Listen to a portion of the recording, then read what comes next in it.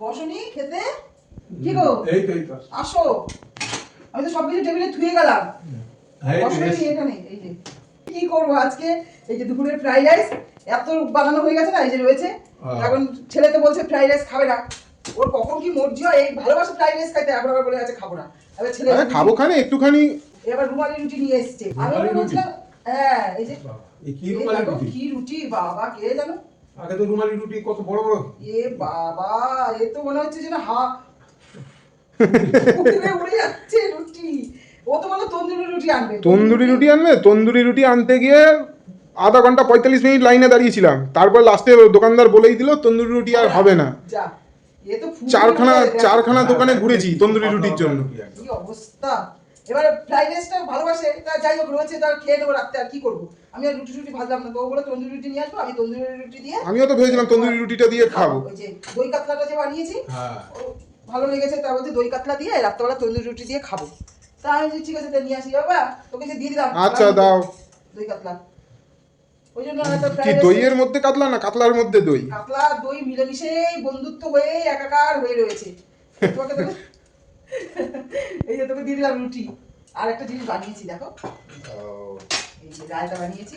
রায়তা বানিয়েছো না? হ্যাঁ বরফ দিয়ে করেছি, তো পুরো বরফটা গলে গলে একদম, বরফটা গলে গলে একটু পাতলা পাতলা। রায়তাটা বরফটা দিয়ে খেতে কিন্তু হেভি লাগে, হেভি লাগে।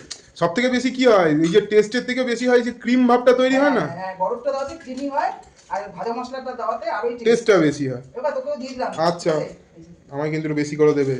হ্যাঁ তোকে তো বেশি দেবো, হচ্ছে আমাদের বাবা। এই যে আচ্ছা আচ্ছা তোমাকেও দিলাম ওটা মনে বাটির মধ্যে, ঠিক আছে? ওখানে রুটি আনতে গেছি, আমার আগে মনে হয় 15-20 জন লাইনে দাঁড়ানো।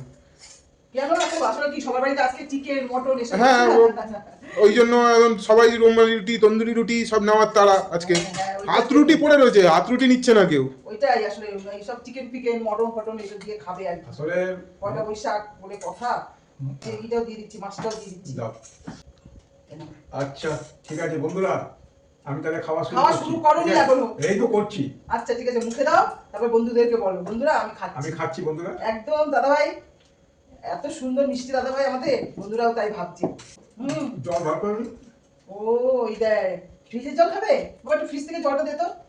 এই যে ঠান্ডা জল, ঠান্ডা গরম মিষ্টি দাও। হ্যাঁ ছেলে তো ওরকম করেই খেতে বলে, ঠান্ডা গরম মিষ্টি। এখানে রেখে দিলাম, এই যে তোমার জল দিলাম, তুমি খাও। ঠিক আছে আমরা তো সব নিয়ে যেয়ে বসলাম, তুমি তো খাওয়া করে দিয়েছো। ঠিক আছে বন্ধুরা দেখো, আমরা তো সব খেতে খেতে বসে গেলাম, তোমরাও সব খাওয়া দাওয়া করো। এখনকার মতো রাখছি, পরের ভিডিওতে আবার তোমাদের কাছে আসবো।